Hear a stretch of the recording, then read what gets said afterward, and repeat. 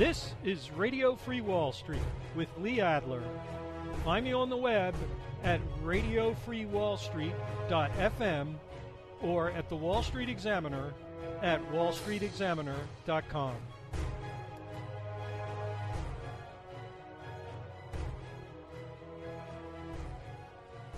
Hi everybody, this is Radio Free Wall Street, produced Friday, May 9th, 2014. Just as the market was coming to a close, and it looks like we're going to have another minor uptick today in this frustrating, seemingly endless, narrow trading range that the market has been in. Is the market going to tip its hand one of these days? I haven't seen it yet, but I'm going to take a look at the indicators with you today and see if it's telling us anything about where the market might be headed next. Also going to go over some of the liquidity indicators with you that we covered in the last week, see if there's been any changes there. And for those of you who subscribe to the professional edition, a Wall Street Examiner professional edition, it's my intention to get both the Fed and Treasury report out this weekend to you and to get back on a regular schedule next week. For those of you that have sent your good wishes for my mother, I appreciate it. We have her situated now in a rehab facility, and hopefully she'll begin a recovery to the extent that it's possible, given her condition. So let's take a look at the charts and see if they're giving us any directional hints here. This is what I call the third rail chart, and it's a mess right now. They're up this area up here where the S&P is trading looks like a thatched roof almost with all the crisscrossing lines, but it's based on linear regression, and these various channels that you see, they're standard error channels based on linear regressions. And I choose 2 points, 2 lows or 2 highs, to create the linear regression and project that forward in generally a 2 standard error channel, sometimes a little bit narrower than that. The light green lines that you see are short-term trends. The navy blue lines are intermediate trends, and the brown or dark red lines are major trends, as you can see labeled on the chart. And you can see up at the top of the chart that we've got a broadening formation developing here and here, and I wouldn't bet against the market making a little bit of a move towards the top of this thing, maybe heading towards the 1910 area based on this chart. Of course, that assumes that you're going to get through this area here, which is the area of the highs 1880, 1890. Are we going to get through that? It's very hard to say. I mean, these lines are crisscrossing in every direction. But importantly, this short-term channel that was established by this point here is still intact a couple of days later. We keep probing it, but it's holding up. So the next challenge is going to be just above where we closed on Friday.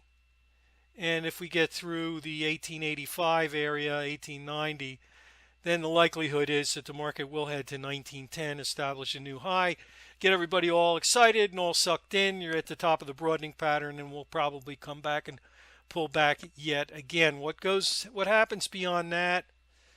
It's likely that if we pick up enough strength to barrel through this top area and get up to 1905, 1910, and then consolidate up there, then the cycle projections suggest that the market can make it to maybe 1925 to 1940 before this is all over. We're coming into a favorable liquidity period again this week with the Fed beginning its MBS purchases, the settlements of its MBS purchases, which those settlements take place at the middle of the month every month. Although the purchases take place throughout the month, they are forward purchases, and they generally have a 30 to 60 day forward period before they settle. So at the middle of every month, from about the 12th to the 20th, the Fed settles these purchases. We don't know the exact total yet. That the rest of the purchases from the last month will be posted on the 13th, so I guess that's Tuesday, and we'll know the total settlements for this period. Probably be 45 billion or so. And that's not an insignificant amount. Add to that another 8 or 9 billion of treasury purchases and some minor treasury paydowns from the auctions, and you have a pretty bullish liquidity situation still to this point. So a lot of serial crash callers still calling for a crash, and a lot of top calling going on, a lot of people calling for a correction. I don't put a lot of weight on sentiment, but I'm not so sure they're right. I think the liquidity favors a breakout, and certainly the market has shown no propensity to pull back, as you can see in this mess up here, this very tight little pattern. We've got to get below 1860, right in this area, in order to have any chance of moving down lower than that. Once you get below 1860, then the market could be a little thin right back to the bottom of this pattern. But that is a less likely scenario, I think, at this point. In the next section of the nightly market update in the Wall Street Examiner Professional Edition, I present two tables of the conditions of the cycles. And the first table shows the phase and the number of days remaining until the cycle is due to turn. Now, these are highly idealized counts. They're basically just kind of guidelines to point out time frames that we should be on the lookout for changes. But news noise has played an increasing role in these markets, and cyclicality maybe less of a role, and the markets are getting whipped around so much and responding to news. News can only move the market so far. Generally, a news reaction lasts 20 minutes, but it can it creates distortions and noise in the data. So the cycles, as I said, are more or less just guideposts to look at areas that may be potential turning points. So for example, the 10-12 month cycle has been in what I call a sideways down phase.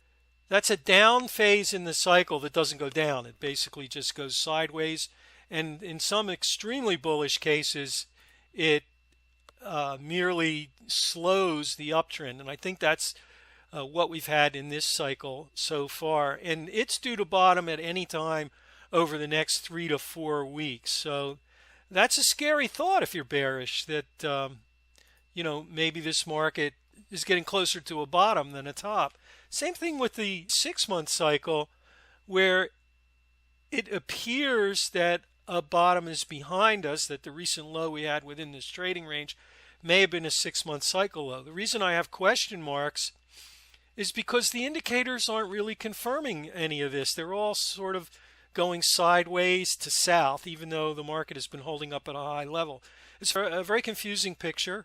Indications are conflicting, they're inconclusive, yet the market refuses to sell off. So the bias is still slightly to the upside. That's my bias anyway, especially with the liquidity conditions being what they are. 13-week cycle is due to being an up phase for another 4 to 6 weeks. Again, this is an up phase that hasn't shown much upside, and the indicators are not really confirming the move yet. Very conflicted, inconclusive, but price patterns themselves tell the tale. Then I look at 3 shorter cycles, 8 weeks, 6, 7 weeks, and 4 weeks, and they all kind of interact with each other to obscure what's going on, but using various moving average filters, we can derive the price targets for each cycle. So for example, the 8-week cycle is pointing towards a cycle high of 1935. The 6-7 week cycle is pointing to a high of 1920. And the 4-week cycle, which has been in a sideways down phase and due for a bottom, has already hit its downside projection, and it has crept up from there. So there's now just 2 projections that are active, that of the 6-7 week and 8-week cycles, and they point to the 1920 to 1935 range. Can we give them any weight? No, not until they get through the resistance area, 1885, 1890, that area. If we can't break out, then obviously we're not going to get to these targets. But once you get through that 1885-90 area, if we get through it, then these become viable targets, and I would look for those to get hit. The next chart just basically summarizes the conditions of the various indicators, and as you can see, as I mentioned, there's a lot of sell signals, but most of that I believe is just random noise that from the market being in such a tight trading range, these signals are triggered almost every other day. They whipsaw back and forth. So this is one of those times where I just can't give a lot of weight to these signals, and it's very frustrating to look at the charts and not be able to draw a firm conclusion about what's going to happen. In my gut, I think we're going higher, but the indications are very, very mixed, so I don't have a lot of confidence in that gut reaction. This is the cycle channel chart of the S&P 500, and up at the top of the chart, I have several different indicators representing various time frames. At the very top is the 12-month cycle momentum indicator. It shows how fast the trend is moving. And this looks like it's coming down, but keep in mind, yes, it's coming down. Yes, it's on the sell side. But the zero line is down here. It's actually off the bottom of the scale. So it's all this fluctuation is in positive territory. So as long as the momentum is positive, the trend is up. Now, if this thing breaks below this point, or actually below the low of mid-October, then we could have a reversal. But as long as it's trading above these two lows here, I think you have to assume that the trend remains up, because the momentum, even though it is slowing, is still above the zero line. It's still positive. Then I've got a couple cycle oscillators in the next chart. These two represent the 6-month cycle, and the pink line again represents the 10-12-month cycle, which is weakening in a down phase. But as I mentioned a couple seconds ago, it's due to bottom in the next month, somewhere in this area here, and then turn up. But the market might just continue trending. I don't think it likely that it's going to accelerate upward from here, but you can't rule anything out in this crazy market with all this liquidity that's still sloshing around and still being pumped in. The taper is really a scam. It's still an enormous amount of funding to be pumping through these dealer accounts. And keep in mind that the Bank of Japan is still pumping just as heavily as ever. I'll show you a chart of that in a minute. So the 6-month cycle, as I mentioned, is not confirmed an upturn yet, but I think that this area in here is probably a cycle low, and then that we get an upturn and some acceleration in the trend, possibly in the second half of the year. We'll just have to see what happens in the next 3 to 4 weeks if we get confirmation of a 6-month cycle low by having a breakout through the 1900 area. Once that happens, then I think everybody's going to pile on and get a tremendous blow off. Last but not least, I look at the all-important 13-week swing cycle, and this indicator shows that the cycle is in an up phase, although it is somewhat weak. You have a negative divergence versus the high in March, but my goodness, we've had negative divergences throughout this bull market, and they never amount to anything. So it's a different world today than we were in 5, 10, 15 years ago, before the Fed started just tilting the game board to such an extent that up is the new flat based on the rigging of the market by the central banks. Last but not least, we have the short-term indicators. They look like they want to roll over, but they're sort of in neutral territory, just above the zero line, which the zero line on that indicator is right about here. So they're slightly positive territory. They look like they want to roll over, but again, you have a 4-week cycle low that's theoretically due in here, and a 6-7 week cycle low that's theoretically due in here. One or both, one of those cycles may be dominant over the other. They may fight with each other if they're opposed. And so it all depends. I mean, this trading range speaks for itself. We just don't know what's going to happen until we break out of this range, either on the upside or the downside. And even then, the market's not going to get that far, because it's going to run into resistance 20, 30 points overhead and 20, 30 points below, as you can see here. This represents the 13-week cycle. The green channel represents the 6-month cycle. And hard to say what that's doing. Looks like to me that it wants to turn up, but this is just not a slam dunk in either direction.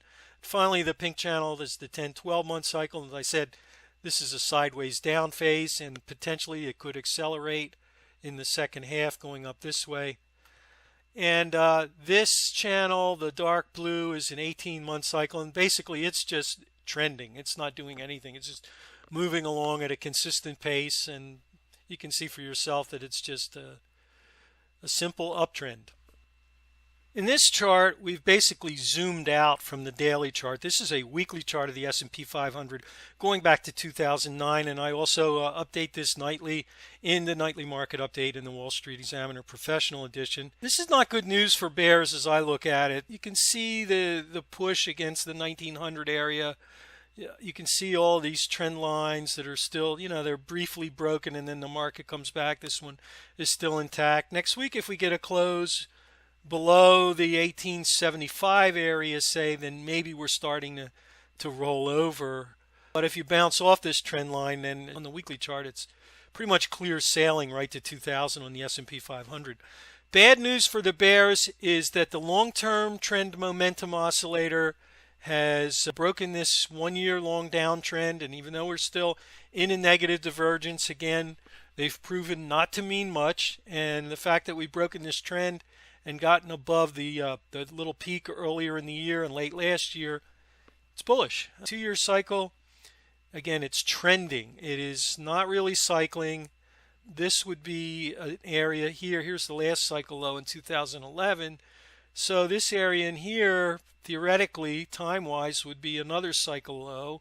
And it's just basically trending sideways above the zero line again. So as long as you're in positive territory, that supports the trending, and it hasn't given a signal one way or the other. But let's say if the market does break out, then it's likely that this indicator will also break out and confirm. If the market doesn't break out and rolls over, then we should see this indicator breaking down and heading below the zero line. That would be a very bearish signal. Hasn't happened yet.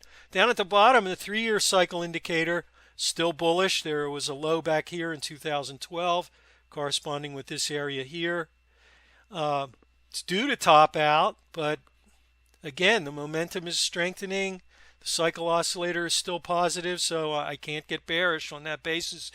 This is a pretty bullish configuration. Last but not least, at the bottom, the 10-12 month cycle is just a zoomed out version of what I showed you on the daily chart. The momentum is declining, but still above zero, and the same thing with the cycle oscillator. So, there may be a few straws to grasp onto if you want to be bearish here, but from a purely technical standpoint, the standpoint of cyclical analysis, there's just no reason to be out and out bearish or to be crash calling. I believe still that these indicators should give us at least a concurrent warning of a top, if not some advanced warning. And it may be a little bit late. It may be a few weeks, a month or two late, but I certainly don't think the market is going to crash without some sign, either from the daily indicators or these weekly indicators, that the market is weakening, and we haven't seen that yet. Next, I'd like to go over this chart that shows the S&P 500 in with equal vertical width channel lines drawn in, and it's a really busy chart, and I'll get to that in a second. At the top of the chart, I plot the VIX on an inverted scale because I'm not good at relating things that are moving in opposite directions. So when the VIX is on an upright scale, it's moving in the opposite direction from the S&P 500. When it's on an inverted scale, it's moving in the same direction. So I can relate the tops and bottoms much more easily. As you can see, we had an extreme down here, and I put arrows where the buy signals were, where the VIX dropped through. It was actually rising, but again, this is an upside down chart. This is 15, 16, 17, 18, 19, 20, and this is 14, 13, 12 going this way. So down here we had the channels pierced, which were buy signals, both a short-term buy signal as it broke the blue channel, and then an intermediate buy signal as it broke the orange channel here, down in this area, down in February at 1750. The last signals we've had are a couple of buy signals down in here. And why do we have dotted lines? Well, I'm using centered moving averages. That means I drop the moving average back in time by 1/2 the length of time of the moving average, so that it's actually centered with the data. Then these dotted lines are extrapolations of a linear regression of this channel here. So I get an idea of whether or not we've actually touched the projection of this trend. So down here we touched, up here we have not touched yet, and I think we've enough time has transpired that these channels are probably fairly reliable. I mean, they could still shift, and for example, if the VIX moves toward 15 or 16, and these channels will come down and we get a belated sell signal up here. But more likely than not, we'll probably get another spike in the VIX that'll carry it to, remember this is the reverse scale, so this is 1312. So the 12.5 area here is probably the minimum the VIX would have to get to trigger a preliminary sell signal for this uptrend here. Once that happens, then we can expect prices to roll over, and whether they find support in this area here where all these support lines come in. Right now there's support in the 1880 area, a couple of trend lines crisscrossing here, and there's resistance around 1890. So there's not a lot of room for the market to move, and it's really remained confined within these lines. What I really hate to see, I mean, this narrow range is driving us all crazy to begin with, is that this thing just trickles out into the apex and gets less and less volatile. Hopefully that won't happen. As traders, we want some action. So a breakout above the 1890 level would again give the S&P some room to move up to the 1915, 1910 or 15 range up in here, maybe 1920, 25 towards the end of May or early in June. After May, the liquidity situation should become a little less favorable again, especially if the Fed continues to taper, although there's still a lot of cash being pumped into the system. So there you have the technical picture. I'm just going to show you one chart from the liquidity side. We've spent a lot of time already, and not that much has changed from the things I discussed last week. So let me pull that chart up for you. Unlike most of us who have friends in low places, U.S. stocks have friends in high places. And those high places are the Fed and the Bank of Japan.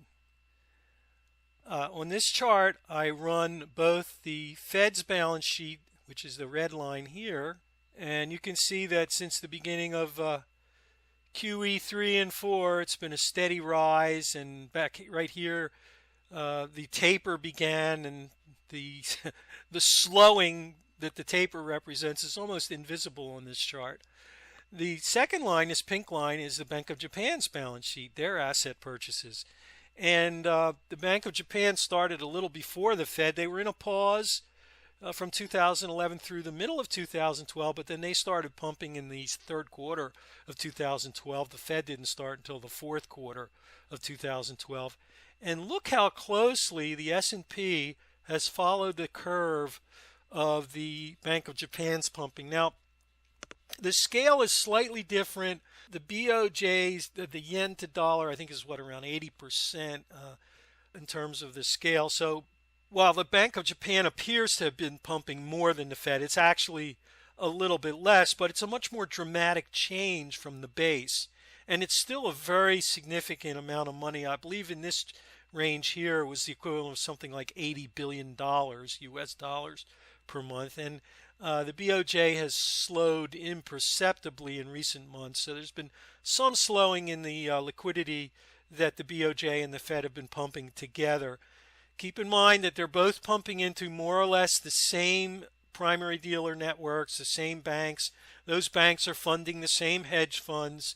There's one liquidity pool in the world, and the Fed and the BOJ are the major suppliers of cash to that pool. And as long as they're moving in tandem like this, it's hard for me to imagine anything more than a minor correction. I just can't see the dealers with this kind of cash flow coming in, week out, month in, month out, I don't see how they're going to be willing to take short positions. And in my estimation, the market can only decline under one of two conditions vis-a-vis the primary dealers. Either they have to be in severe distress, which they are not right now. They were in 2007 and 2008. Or they have to be heavily short. They have to establish short positions, and they have to be ready to take the market down. This is where we're blind. In the old days, before the exchanges became private companies or public corporations, they were basically co-ops. They were more willing to reveal what the positions, what the stock positions of the specialists and member traders were. Well, that data went away 4, 5, 6 years ago, and we no longer have direct data on the short positions of the primary dealers. So we can infer from some of the banking data where they are in that regard, and in some of their other position data that the Fed publishes. But it's not a clear picture. We really don't know how short they are in terms of stocks. We certainly do in terms of their fixed income positions, but we just don't know in terms of their equity positions. It's just a matter of common sense, I think, that if they're getting this much cash, and let's face it, they don't trust each other all that much. I don't see Goldman Sachs being willing to take, or Merrill Lynch or any of the other. Let's remember that 15 of the 22 primary dealers are not U.S. They're non-U.S. banks. There are 4 Canadian banks, 7 European banks, and 3 Japanese banks that make up the bulk of the primary dealers. And of course, you have the 7 U.S. primary dealers, primarily Goldman Sachs and Merrill Lynch and a few others. But the point is that they probably don't trust each other all that much. While there's some collusion, I would imagine, I cannot imagine any of them taking major short positions while they're all being deluged with cash. They have to deploy it, they have to trade it, and with these cash flows still being as positive as they are, I think the path of least resistance is to take inventory, mark it up, and get it off the shelves. So as long as that's the case, I'm going to have to find some other rationale to be bearish. So that will finally do it for this week. And what a week it was. My game plan is to get together again with you next Tuesday, assuming all goes well. If there's going to be any delays, I'll post it on the website at radiofreewallstreet.fm. Check in there on Tuesday. I should be back Tuesday evening with the next video or podcast. So until then, trade sane, have a great weekend, and I'll see you next week.